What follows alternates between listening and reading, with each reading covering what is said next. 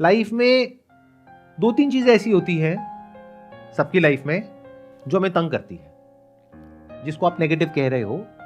Basically वो negative नहीं है, वो कुछ अनरिजॉल्व्ड इश्यूज हैं जो ऐसे भी हो सकते हैं जिसका सॉल्यूशन है लेकिन अभी निकला नहीं है, और ऐसे भी हो सकते हैं जिसका कोई सॉल्यूशन ही नहीं।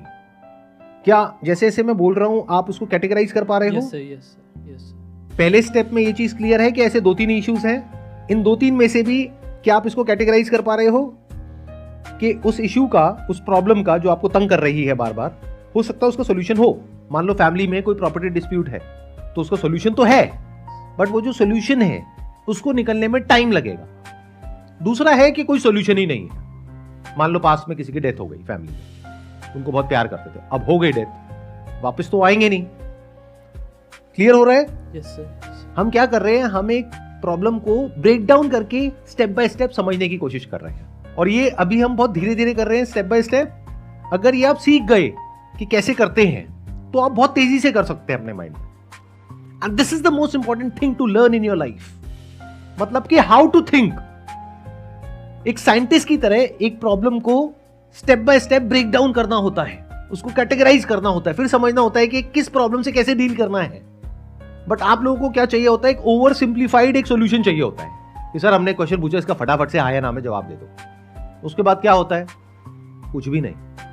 फिर अगली बार आपका क्वेश्चन होता है, सर जब आपको सुनते हैं ना तो उस वक्त तो बड़ा अच्छा लगता है, लेकिन अगले दिन सर सारा मोटिवेशन खत्म हो जाता है। अरे तो मेरे प्यारे घोचू हो, आपको मोटिवेट कर कौन रहा है? ये नाम मैंने खुद को नहीं दिया है, मोटिवेशनल स्पीकर आप लोगों ने मुझको दे दिया है। तो अब हमने क्या किया, ये जो प्रॉब्लमैटिक थॉट्स है इसको 2 कैटेगरी में डिवाइड किया, एक जिसका सॉल्यूशन है, एक जिसका नहीं है। जब सॉल्यूशन नहीं है तो अपनी थॉट प्रोसेस को ठीक करना है, यानी वो एक तरह का एक अनरिजॉल्व्ड इशू है, एक तरह की एक ओपन विंडो है कंप्यूटर स्क्रीन के ऊपर। तो उसको क्लोज करने का सिर्फ एक तरीका है, through understanding that particular problem. उसको क्लियरली देखना पड़ेगा एज इट इज, कि ये मेरे हाथ में है ही नहीं चीज, तो मैं इसके बारे में क्यों सोच रहा हूं। दूसरे एस्पेक्ट पे आते हैं कि जिसका सॉल्यूशन है, वहां पे क्या करें? वहां पे अपनी पूरी एनर्जी, अपना पूरा माइंड, अपना थॉट, जो भी अपनी अंडरस्टैंडिंग है उसको लगाओ उस प्रॉब्लम का सॉल्यूशन निकालने के लिए। क्योंकि जब तक आप उस प्रॉब्लम का सॉल्यूशन नहीं निकालोगे, ये थॉट्स आते रहेंगे, और ये आने भी चाहिए, नहीं तो आप लाइफ में आगे नहीं बढ़ पाओगे।